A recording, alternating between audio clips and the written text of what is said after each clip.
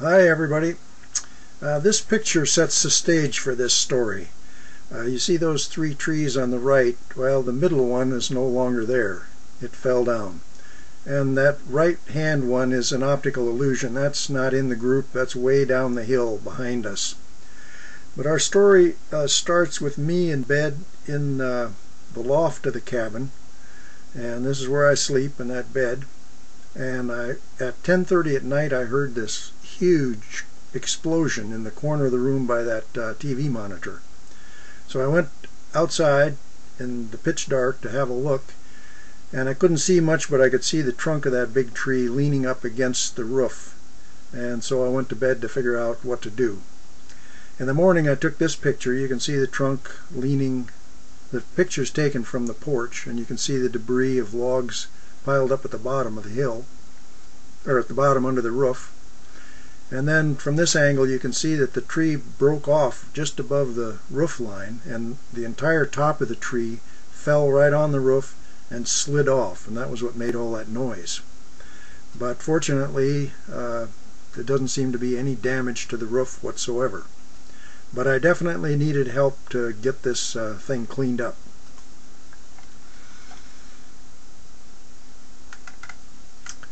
Fortunately, Robert Farrell, who's a good friend and expert tree faller, had the time to come over with his helper, Paul Beebe.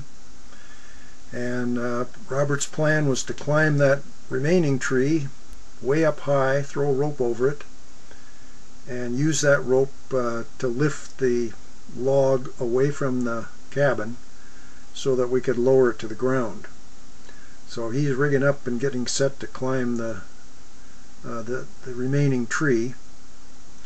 I had previously rigged up a cable from the top of that log down to a come-along which was attached to a tree 100 or so feet away, and Robert decided to use that rigging as well.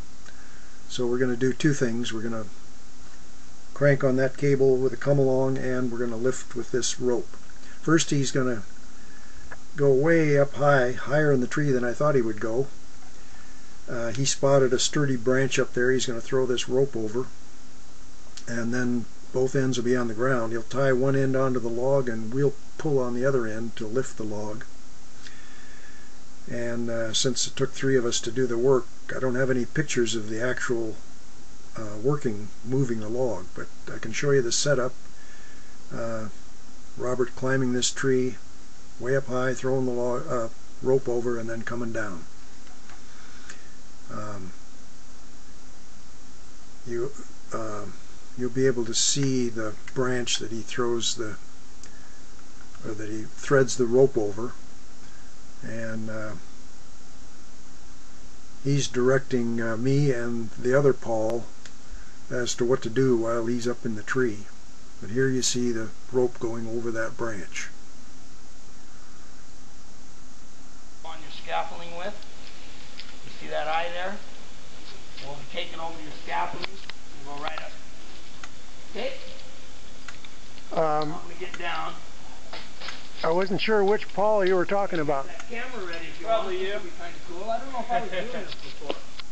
Did I rappel out of your... We didn't even climb a tree. No, we didn't climb a tree. Didn't climb. It's over here. Maybe the best view would be from the other side, huh? Uh-huh. I'll come down.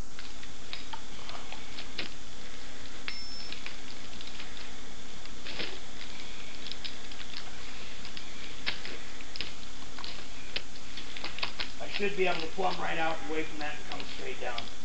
Oh.